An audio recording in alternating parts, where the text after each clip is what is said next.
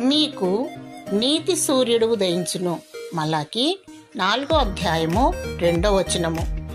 దేవుడు రవికోటి తేజుడు, సమీపించరాని తేజస్సులో నివసించువాడు. ఆయన ఉన్నవాడు అనువాడు.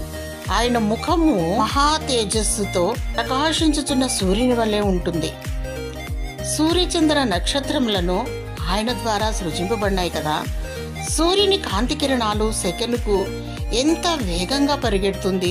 ఆ కిరణాలు భూమిని చేరుకోవడానికి 8 నిమిషాల 20 సెకండ్లు పడుతుంది.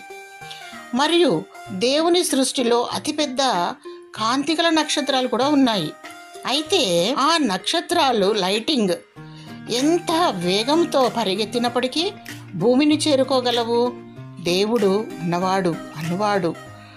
ఆయన మొదటివాడు కడపటివాడు. ఆయన గొప్ప దేవుడు.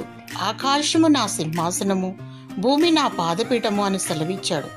ఆయన ముఖము సూర్యబింబము వంటిది. ఏ నరుడును ఆయన చూసి బ్రతకలేరు కదా.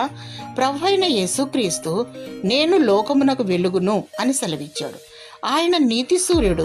ఆయన నివసించు నీతి రాజ్యములో నిత్యము ప్రకాశించును.